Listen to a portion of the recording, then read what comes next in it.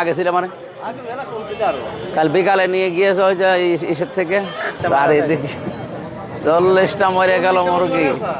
আপনার কাছে দোয়া নিতে চাই, সকালেরই করে আমি আপনাদের সাথে দেখা করবো। বুঝলাম, কিন্তু আমরা তো আর আইনের বাইরে এখন যেতে পারবো না ভাই। আপনারাই তো নিজেরাই ভোট দিয়ে আইনে পাঠাইছেন, সে আইন তো সে মেম্বার অফ পার্লামেন্ট বানিয়ে দিয়েছে, আইন বানিয়ে আপনারা না মানেন, তা আমারে পাঠাইলেন কেন? ওইটা কি আপনাদের? আপনার খাতা দেখেন তো, খাতা দেখে দেখেন। দেশি মুরগি কই? এইগুলো কত করে? 600 টাকা নিয়ে গেল, 610 টাকা।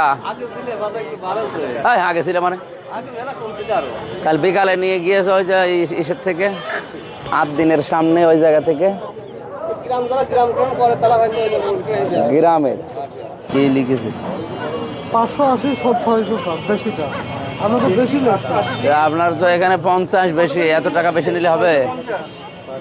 এখন কিনা তো বেশি দামে, আমরা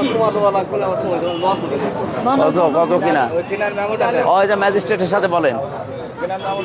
600 টাকা সর্বোচ্চ রেট, আপনি 650 করে দিচ্ছেন, মানে মানুষজনের জীবনের কোনো মূল্য নেই আপনাদের কাছে। আরে আশ্চর্য, এখানে তো সিন্ডিকেট চলছে তো। আপনি রিসিপ্ট না একটা সই করা কাগজ লাগবে না, সিল মারা, মানে আন্দাজে নেবেন? এত বড় দোকান দিয়ে বসেছে।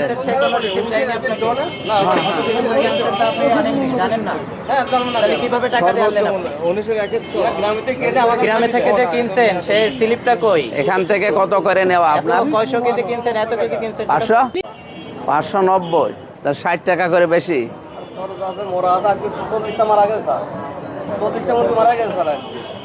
এদিকে আছে, সামনে আছে 19-এর একের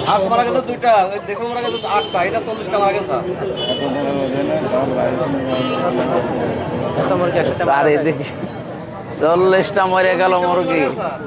আপনি এখানে কাটেন, এত হবে না। মাননীয় এমপি মহোদয়ের সম্মুখে আপনাকে আমি কৃষি বিপণন আইন 2018 অনুযায়ী 5000 টাকা জরিমানা করলাম। এই মুহূর্তে আপনি 5000 টাকা জরিমানা পরিশোধ করবেন, অনাদায়ে কারাদণ্ড হবে। আপনার 50 টাকা মূল্য আপনি বেশি রাখতেছেন, মানে দেশটা মুরগির মূল্য পাইছেন নাকি আপনারা?